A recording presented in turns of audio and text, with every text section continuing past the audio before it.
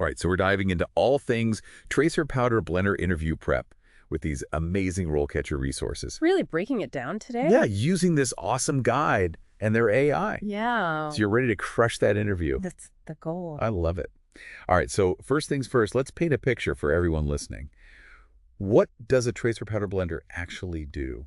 Well, think of it as a really interesting blend of needing technical skill and then meticulous precision. Okay. So you're going to be operating machinery, mixing those liquid and dry chemicals to create those really precise mixtures that go into igniters and tracer powder. Oh, wow. So it's not your average kitchen blender. No. Okay, got it. No. So where would someone in this role typically work? You're probably going to find yourself in a production facility or a manufacturing plant. Right. Where, these types of products are made. Makes sense. Makes sense. Yeah. Now, RoleCatcher mentions some pretty interesting industry trends. Yeah. What's catching your eye? I think what's really fascinating is the increasing focus on new technology. Okay. So the industry is moving towards, more efficient, more accurate and safe machinery. Oh, wow. And, thanks to computer-controlled systems and advanced sensors. It's really amazing to see how technology is shaping the future of so many fields. Apparently. And I think it's a really good talking point in an interview, too, right? Absolutely. Because it shows that you're forward-thinking and that you understand that how technology is shaping, the field that you're going into. Shows you're paying attention. Exactly. Okay, so let's talk about how you can even get your foot in the door in this field. Sure. RoleCatcher suggests internships or apprenticeships in chemical manufacturing. Yeah, absolutely. There's great ways to gain practical experience. Especially hands-on experience, right? Because that's going to trump the theory, when you're actually in the environment. Yeah. What about for those who are maybe already in the field and they're looking to advance their careers? Well, they suggest pursuing, additional education or training. Okay. Maybe some certifications in chemical manufacturing. Okay. And then networking is huge. Oh, yeah. Joining professional organizations, online communities. It can open so many doors. Absolutely. Yeah. Okay. Are we ready to tackle some interview questions? I think so. Because RoleCatcher has given us a ton of them to go over. Yeah, they have. All right. So first up, how did you become interested in the role of tracer powder blender? Okay. So this one seems very straightforward. It does seem straightforward. But I bet there's more to it than meets the eye. I think you're right. They're trying to gauge your genuine motivation and see if your interests actually align with the job. Okay. They want to see that spark of passion. Mm-hmm.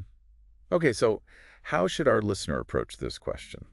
Just be authentic and share your story. Okay. Like, what got you interested in this line of work? Was it a specific project? Right. Was it a class? Maybe you saw a really cool documentary and you were just like, this is it. This is what I want to do. I love that. And I think it's important to connect your skills and experience to the role. For sure. Highlighting why you're a good fit. Absolutely. What should someone definitely avoid saying when answering this question?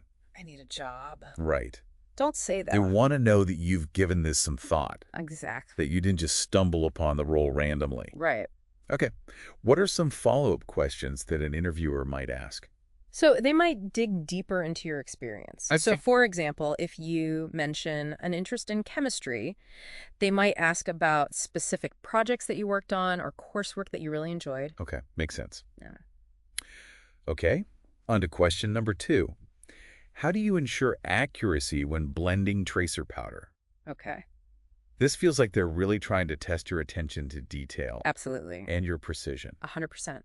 They're assessing your knowledge of that blending process and, just your commitment to quality control. Right, because this is a field where precision is paramount. It is. So how can you demonstrate that you're a stickler for accuracy? Emphasize the importance of accuracy and just explain that meticulous approach that you take. Okay. Talk about, carefully measuring ingredients, calibrating equipment, and following procedures to the letter. It's like walking them through your process step by step. Exactly. Step by step, by meticulous step. Okay, I love that.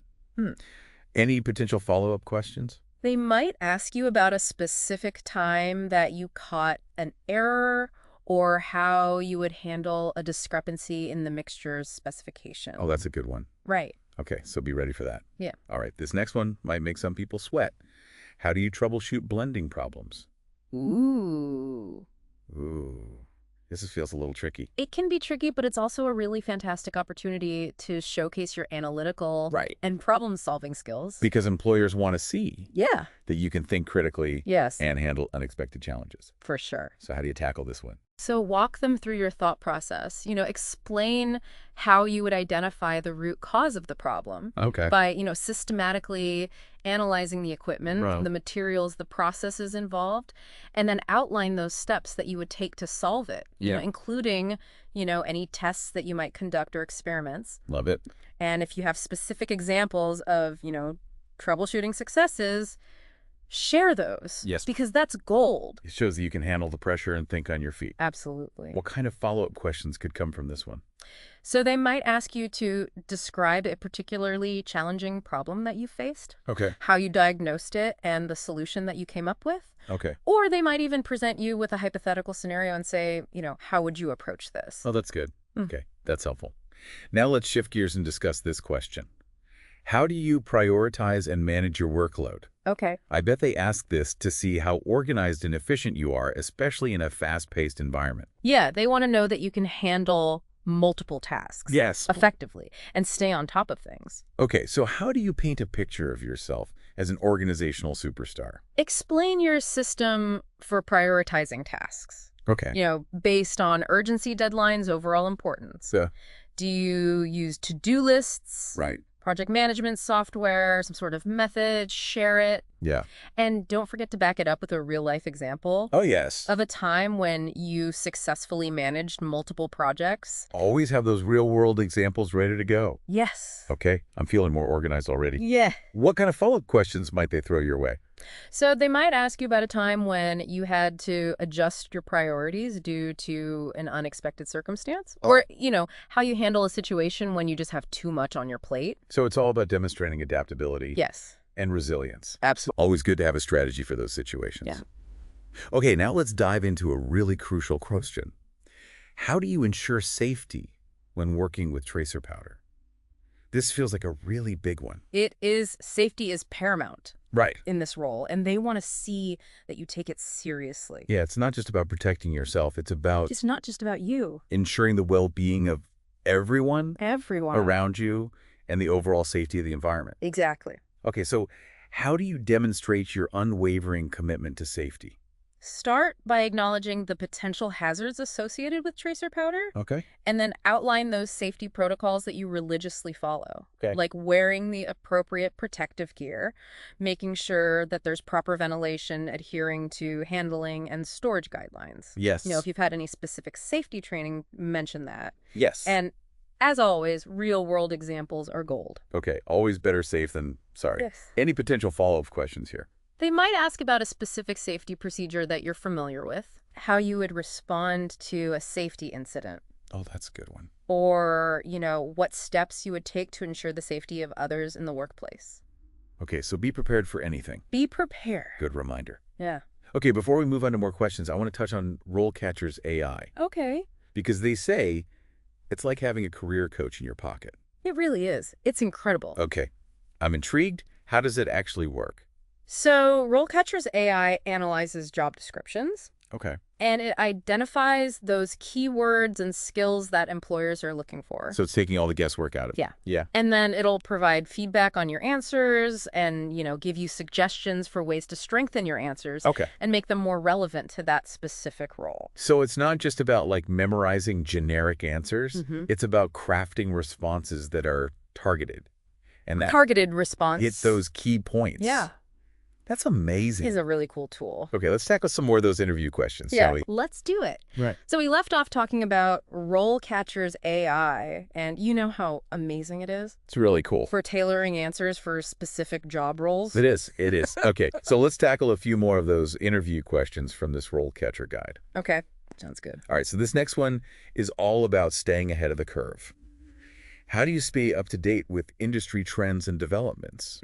Okay. I'm guessing they want to see that you're constantly learning and growing as a professional. Yeah, they want to see that you're passionate about this field and committed to that, professional development because the industry is constantly evolving. Exactly. So showing that you're dedicated to staying informed is going to make a difference. So how do you convince them that you're not just going to rest on your laurels? Well, be specific. Okay. Share those resources that you use to stay informed about industry advancements. Okay. Do you attend conferences or workshops? Right. Do you subscribe to industry publications? Okay. Participate in online forums, professional organizations? Right. Let them know. Okay, so showcase that thirst for knowledge. What kind of follow-up questions might they ask?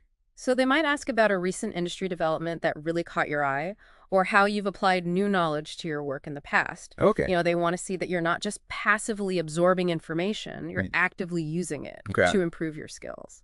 Good to be prepared for those deeper dives. Absolutely. Okay, now this next question might not apply to everyone, but it's important to be ready for it. How do you manage a team of tracer powder blenders? Okay. This one screams leadership. It does. Even if you haven't officially been the boss. Right. So even if you haven't held a formal management position, this is a chance to really demonstrate that leadership potential. Yeah. Companies are always looking for people who can step up and take initiative and guide others regardless of their title. So how do you show them that you've got those leadership qualities?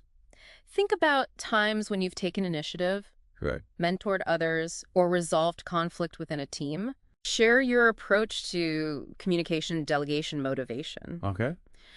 Are you collaborative? Do you prioritize clear expectations and open feedback? Yeah.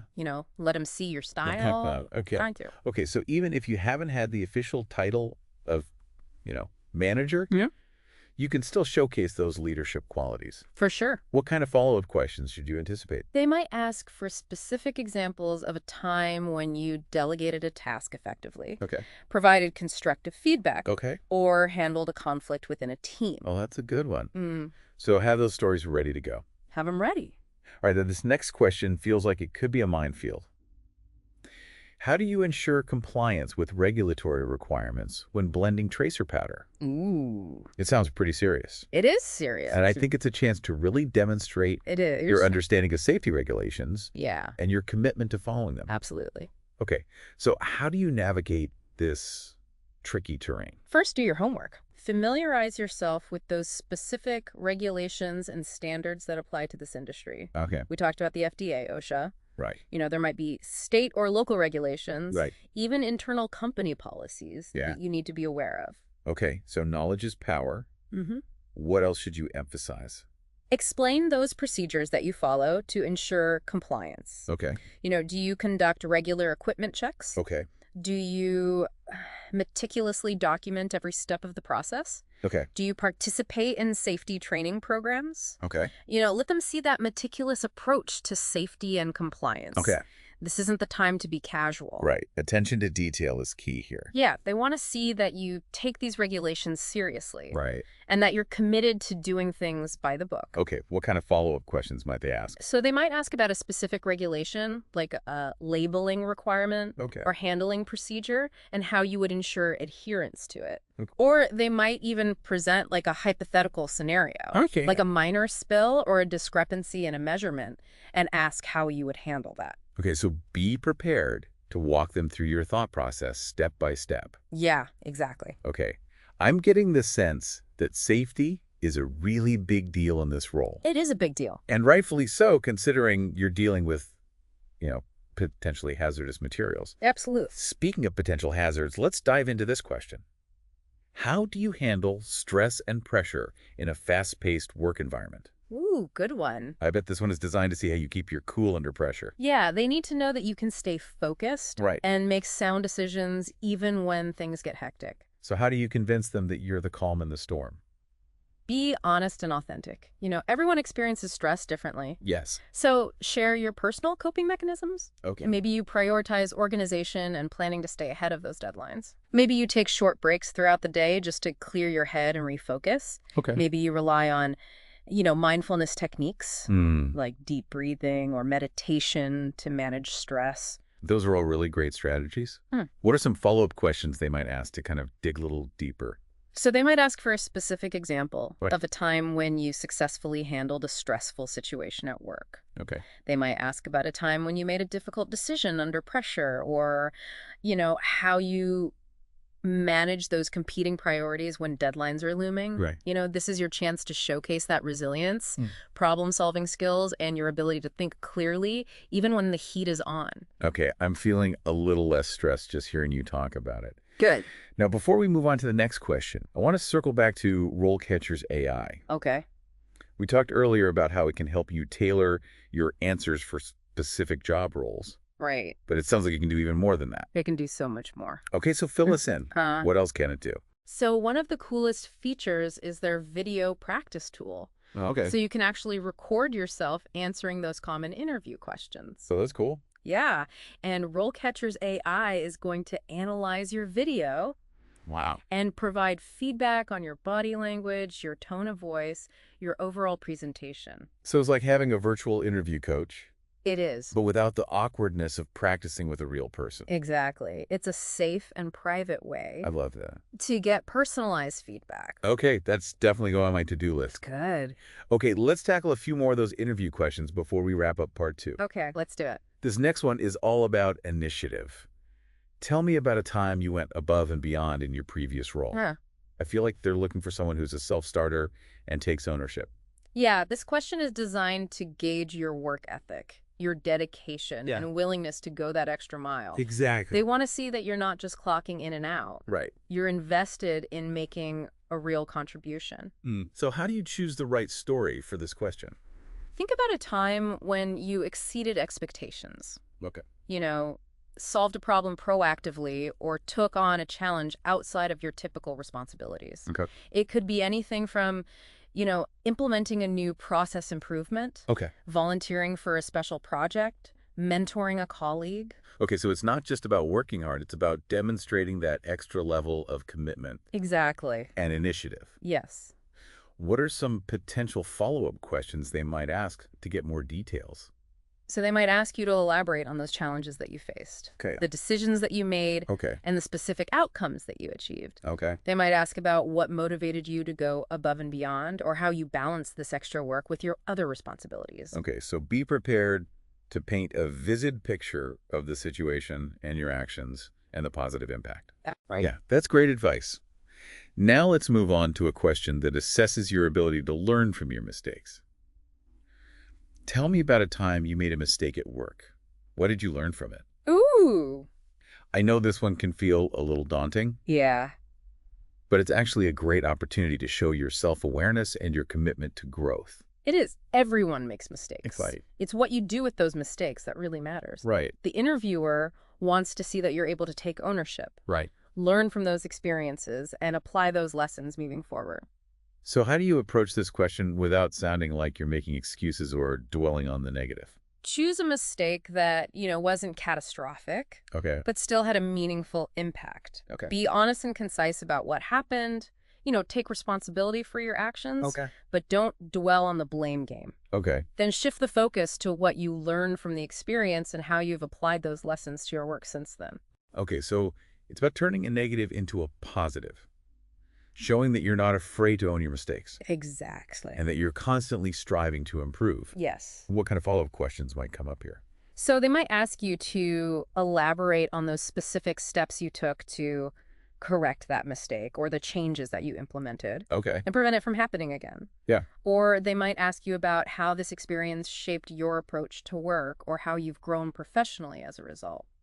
Okay, so this is really a chance for you to demonstrate your maturity. It is. Your accountability and your dedication to continuous improvement. Absolutely. Okay, that's really helpful. Now, I want to touch on something you mentioned earlier, those applicant tracking systems, ATS. Yeah. These things sound like they can make or break your chances of even getting an interview. They can. They're becoming increasingly common as companies are trying to streamline their hiring process and manage large volumes of applications. Essentially, they're computer programs that scan resumes and look for those keywords and specific criteria to determine if you are a potential match for the role. So it's like having a robot gatekeeper. It is. Deciding whether or not your resume even gets seen by a human. It is a robot gatekeeper. Okay, so how do you make sure that you're not getting lost in the digital shuffle? That's where RoleCatcher's AI can really help. It analyzes job descriptions and identifies those keywords and skills that are most likely to get your resume noticed by those ATS. So it's like having a secret decoder ring It is. for those ATS systems. Okay, I'm definitely adding that to my arsenal. Do it. Okay, let's wrap up part 2 with one final question that I think is really important. Do you have any questions for us? Okay. This might seem like a simple formality, but I think it's actually a crucial opportunity to show your interest and engagement. Yeah, it's your chance to turn the tables and interview them. Yes. Demonstrating that curiosity, that thoughtfulness, and genuine interest in the role and the company. So what are some good questions to ask that show that you've done your homework and you're thinking beyond just getting the job? Ask about the company culture, Okay. the team dynamics or opportunities for professional development. Okay. You can inquire about the company's vision for the future, Okay. the challenges that they're facing, Okay. or those specific projects that you'd be working on. Okay. You could even ask about the interviewer's own experience at the company and what they enjoy most about working there. Okay. So it's about showing them that you're not just looking for a job, but a place where you can learn and grow Exactly. and contribute. It's about finding the right fit.